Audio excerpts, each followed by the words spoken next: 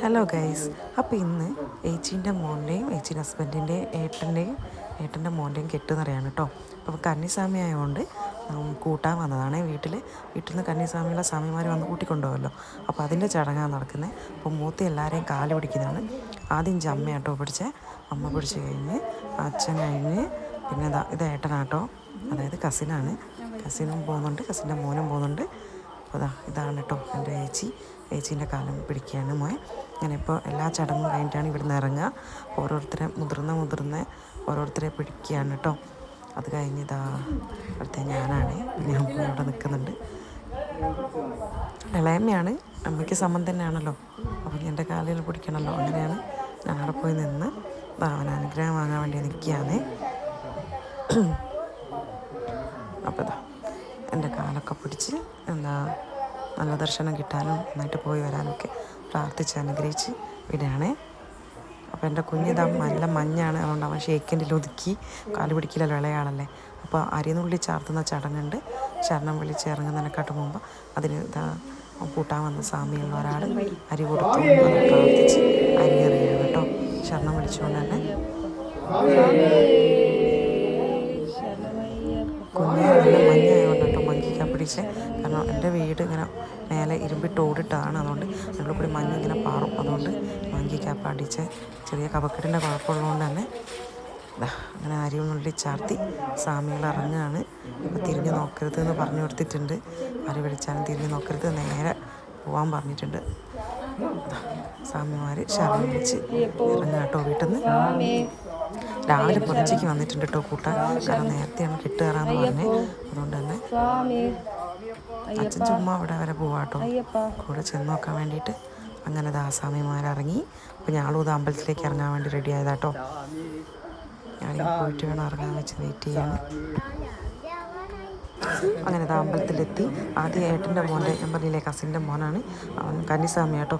ആദ്യം തന്നെ അവൻ്റെ കട്ട് എന്ന് പറയുന്നു. ആ ടൈമിൽ അയാൾ എത്തിയത്. അപ്പോൾ എല്ലാവരും അരിനുള്ളിൽ ചാർത്തുകയാണ് കേട്ടോ.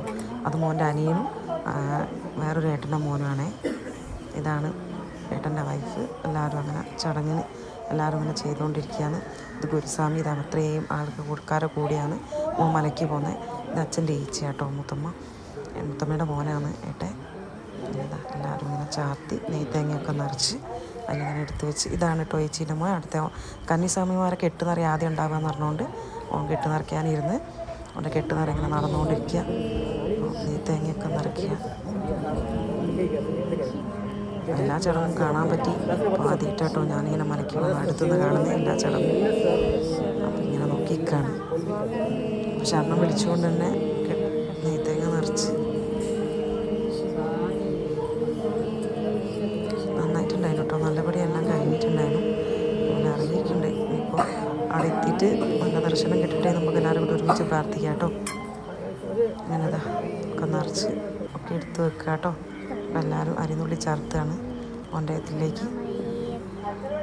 അങ്ങനെ ഓരോരുത്തരായി വരുന്നുണ്ട്. അങ്ങനെ എല്ലാവരും കൂടി ചെയ്യുക കേട്ടോ. മക്കളൊക്കെ തിരക്കാണല്ലോ, അവർക്ക് കണ്ടാൽ. അപ്പോൾ മൂത്തോലിയൊന്നും നോക്കാണ്ട് അത് വേഗം കിട്ടിയ ആൾക്കാർ ചെയ്യുന്നുണ്ട്. ഇത് അച്ഛമ്മ കേട്ടോ അവൻ്റെ, അത് ചേച്ചിൻ്റെ ഹസ്ബൻഡിൻ്റെ അമ്മയാണ്. അങ്ങനെ എല്ലാവരും ഇങ്ങനെ ചെയ്ത് കഴിഞ്ഞിട്ട് വേണം ഇറങ്ങാമെന്ന് പറഞ്ഞിട്ടുണ്ടായിരുന്നു. അപ്പോൾ അതിന് വേണ്ടിയിട്ട് നമ്മുടെ കുടുംബക്കാരോ എല്ലാവർക്കും വേണമെങ്കിലും എത്ര വേണമെങ്കിൽ അതിനുള്ളിൽ ചേർത്താന്നാണ് പറയുക. ആ ചടങ്ങിന് തന്നെ പങ്കെടുക്കാൻ പറ്റിയ വലിയ കാര്യമാണ്. നിങ്ങൾക്കൊക്കെ അറിയണ്ടാവും. ഫസ്റ്റ് എനിക്ക് ഇത് അനുഭവം ഫസ്റ്റ് ആയതുകൊണ്ടാണ് ഞാനിങ്ങനെ എടുത്ത് പറയുന്നത്. നമ്മൾ കന്നിസ്വാമിയുടെ അടുത്തൊക്കെ കെട്ട് നിറയ്ക്കാൻ നിൽക്കുന്നത് ആദ്യമായിട്ടായതുകൊണ്ടാണ് ഞാനിങ്ങനെ ഓരോ ചടങ്ങും എടുത്ത് പറയുന്നത്. ചില ആൾക്കാർ കാണാനൊക്കെ താല്പര്യം ഉണ്ടാവുമല്ലോ, അങ്ങനെ കണ്ടതാണ്.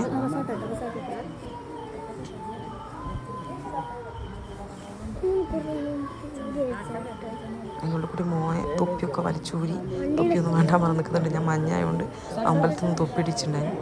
അതൊക്കെ ഊരിക്കളഞ്ഞ് റെഡി ആയി നിൽക്കുകയാണ് കേട്ടോ. ഇത് ഏച്ചീൻ്റെ ഹസ്ബൻഡാണ്. അടുത്ത ഏച്ചീൻ്റെ ഹസ്ബൻഡിൻ്റെ കെട്ട് നിറയാൻ അതും നെയ്ത്തേങ്ങയൊക്കെ നിറച്ച് അരിയൊക്കെ നുള്ളി ചാർത്തി അങ്ങനെ തന്നെ എല്ലാവരും നടക്കുക. ഞാനിങ്ങനെ എത്ര ആൾക്കാരുണ്ട് ഓരോന്നിങ്ങനെ ജസ്റ്റ് എടുത്ത് വെച്ചതാണ്. പിന്നീട് ഇത് കാണുമ്പോൾ ഒരു ഓർമ്മയുള്ളൂ. എപ്പോഴും നമ്മളെ ചാനലിൽ തന്നെ ഉണ്ടാവുകയും ചെയ്യുമല്ലോ. പിന്നെ ഇതൊക്കെ കാണാൻ ഇഷ്ടമാണെങ്കിൽ കാണുക, ചാനൽ സപ്പോർട്ട് ചെയ്യുക, സബ്സ്ക്രൈബ് ചെയ്യുക, ലൈക്ക് ചെയ്യുക, കൂടുക കേട്ടോ. അപ്പോൾ അതിലും അരിനുള്ളിൽ ചാർത്തുന്ന ചടങ്ങാണ്. ഏട്ടൻ്റെ അമ്മയാട്ടോ, അത് ചേച്ചീൻ്റെ ഹസ്ബൻഡിൻ്റെ അമ്മ. 12 പേരുണ്ട് കേട്ടോ. ഇവർ എല്ലാവരെയും കെട്ടുനിറ ആദ്യം കന്നിസ്വാമിയുടെ നിറച്ചിട്ടാണ് നിറയ്ക്കാമെന്ന് പറഞ്ഞുകൊണ്ടാണ് ബാക്കിയുള്ളവരൊക്കെ അവിടെ ഇങ്ങനെ ഇരിക്കുന്നത്. ഇത് ഏട്ടനാട്ടോ, അതായത് കസിൻ അച്ഛൻ്റെ ചേച്ചീൻ്റെ മോനാണ്. ഏട്ടൻ ഒരു പ്രാവശ്യം പോയതാ, കന്നിസ്വാമിയല്ല. പക്ഷേ അതിലിങ്ങനെ കന്നിസ്വാമി അവർ കഴിഞ്ഞപ്പോൾ മറ്റുള്ള സ്വാമിമാരത് തുടങ്ങിയതാണ്.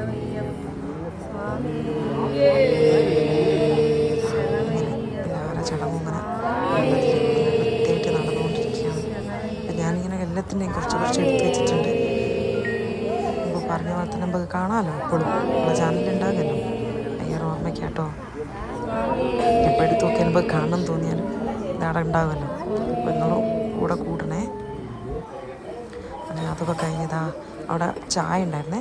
കാരണം 41 ദിവസവും ഇത് അയ്യപ്പ ക്ഷേത്രമാണ്. അതുകൊണ്ട് തന്നെ ഇവിടെ മണ്ഡലത്തിൽ രാവിലെ ചായ ഉണ്ട്. അപ്പോൾ അത് ഇഡ്ഡലിയും ചായയും, ഇഡ്ഡലിയും സാമ്പാറും ചായയായിരുന്നു കേട്ടോ. അതൊക്കെ നമ്മൾ കഴിച്ച്, സ്വാമിമാർ കഴിച്ച്. അപ്പോൾ അതാ ബാക്കി കെട്ടുന്നവർ അവിടെ നടന്നുകൊണ്ട് നിൽക്കുന്നുണ്ടേ.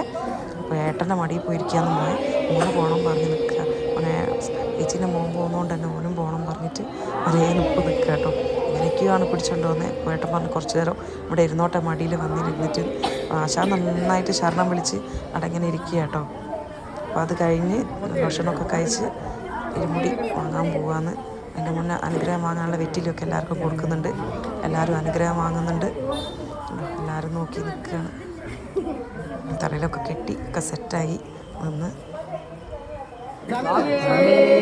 ഇരുമുടിൻ്റെ പൂജ നടത്താമെന്ന് ഗുരുസ്വാമി ശരണം വിളിക്കുന്നുണ്ട് കേട്ടോ. ഇപ്പോഴും എല്ലാവരും ഇങ്ങനെ കുറേ സമയം മക്കളൊക്കെ ഉണ്ട് കേട്ടോ.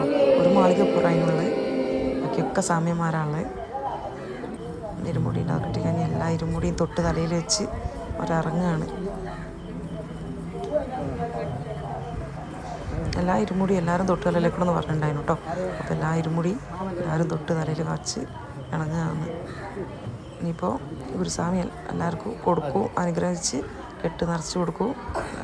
ഓരോരുത്തരായിട്ട് ചെയ്യുന്നുണ്ട്. ആദ്യം മോൻ ചെയ്തു, ദേച്ചീൻ്റെ മോനാണ്. അപ്പോൾ അവരതിങ്ങനെ ചെയ്തുകൊണ്ടിരിക്കുകയാണ്.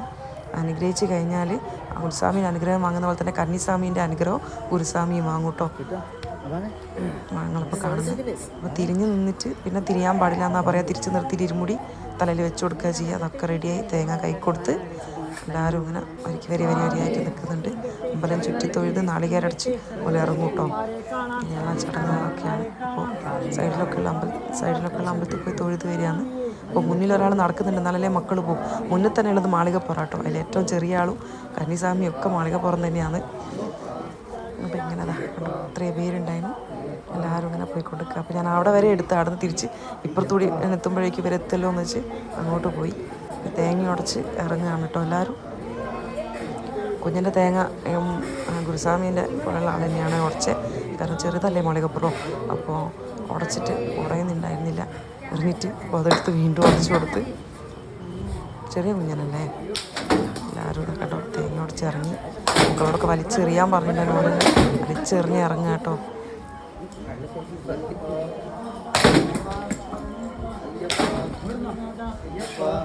നേരെ വണ്ടിയിലേക്ക് കയറുക. വണ്ടിയിൽ കയറുന്നതിന് മുന്നേ ഇരുമുടിയൊക്കെ വാങ്ങി വെച്ച് വണ്ടി കയറിയിരിക്കും. കാണും മുമ്പൊക്കെ ഉണ്ടാകാറാണേ. ശരിക്കും എനിക്കൊക്കെ പോകണം എന്ന് തോന്നിയിട്ട്. അപ്പോൾ 60 വയസ്സ് കഴിഞ്ഞാൽ ദൈവം സഹായിച്ച് നമുക്കും പോവാം. അതിൻ്റെ മുന്നേ മോനെയൊക്കെ കൊണ്ടുപോകാനുണ്ട്. അവൻ ഇതുവരെ പോയിക്കില്ല. തിരുവനന്തപുരത്ത് നിന്ന് വലുതാട്ടയും പറഞ്ഞ് കാത്തിക്കുകയാണ്. കുറച്ചുകൂടി ഒന്നായിട്ട് വേണം അവനെ മലക്കി പറഞ്ഞയക്കാൻ. അപ്പോൾ അച്ഛൻ എന്തൊക്കെയോ അവനോട് പറഞ്ഞു കൊടുക്കുന്നുണ്ട്, ശ്രദ്ധിക്കണമെന്നോ ആക്കണമെന്നൊക്കെ. ഇരുമുടിയൊക്കെ ഇങ്ങനെ വാങ്ങി വെക്കുന്നുണ്ട് കേട്ടോ. എല്ലാവരും ഇരുമുടി നിലത്ത് വാങ്ങാൻ പാടില്ലല്ലോ. അപ്പോൾ അതിന് പുതപ്പ് പൊതിഞ്ഞിട്ട് വെക്കാൻ പാടുള്ളൂ എന്ന് തോന്നുന്നു. ഇരുമുടി നിലത്ത് തൊടിയിക്കരുതെന്ന് പറഞ്ഞിട്ട് എല്ലാവരും പുതപ്പ് പൊതിഞ്ഞ് സൈഡാക്കുകയാണ്. എന്നിട്ട് ഇതാ വണ്ടി കയറാൻ പോവുകയാണ്. വണ്ടീൻ്റെ ഉള്ളിൽ നിന്ന് എത്തിയ ഷർട്ട് ഇടാൻ പറഞ്ഞ് നിൽക്കുന്നുണ്ട്. മേലൊന്നും കാണിക്കാൻ തീരെ ഇഷ്ടമില്ല. പക്ഷേ സമയമായതുകൊണ്ട് തന്നെ ഇപ്പോൾ വേറെ വഴിയില്ലാത്തതുകൊണ്ടാണ് ആശാ ഷർട്ടൊക്കെ ഊരി കേട്ടോ. ഇല്ലെങ്കിൽ ഷർട്ടൊന്നും ഊരാൻ കിട്ടൂല. മെലിഞ്ഞിട്ടായതുകൊണ്ട് തന്നെ ഒന്ന് ബോഡി കാണിക്കുന്നത് ഭയങ്കര കുറവാണ്. രാവിലെ തന്നെ എണീച്ചനെ കൊണ്ടാന്ന് തോന്നുന്നു. നല്ല ഒച്ചടപ്പൊക്കെ ഉണ്ട്, മഞ്ഞൊക്കെ കൊള്ളുന്നതുകൊണ്ട് തന്നെ. അപ്പോൾ അതുകൊണ്ട് വെച്ചിട്ട് തന്നെയാണ് ഈ ഡബ് ചെയ്തുകൊണ്ടിരിക്കുന്നത്. അതിനുള്ളിൽ കൂടി നിങ്ങൾ അടുത്ത ഒച്ചയും കേൾക്കുന്നുണ്ടാവും. ഞാനൊന്ന് വോയിസ് ഒന്നും കട്ട് ചെയ്തിട്ടില്ല. ആ ശരണം വിളിയൊക്കെ കേൾക്കേണ്ടതിനെ കൊണ്ട് ഈ ഒരു ഫീലിംഗ് കിട്ടേണ്ടതിനെ കൊണ്ടാട്ടോ അങ്ങനെ തന്നെ ചെയ്ത്. ഏട്ടനാണ് ഏട്ടനൊക്കെ വാങ്ങി. അതാണ് വണ്ടി. ട്രാവലർ വിളിച്ചിട്ടാണ് പോകുന്നത്. അപ്പോൾ അതിൻ്റെ ട്രാവലർ ഭസ്മൊക്കെ തൊടിയിച്ച് ചന്ദനമൊക്കെ തൊടിയിച്ച് നല്ല നീറ്റാക്കി അയ്യപ്പൻ്റെ ഒരു ഫോട്ടോ ഒക്കെ ആക്കി വെച്ചിട്ടുണ്ട്. അങ്ങനെ എല്ലാവരും മക്കളോട് വർത്തമാനമൊക്കെ പറയുന്നുണ്ട്. അങ്ങനെ അവർ പോയിട്ടോ. അപ്പോൾ എല്ലാവരും പ്രാർത്ഥിക്കുക, സ്വാമി ശരണമയ്യപ്പ.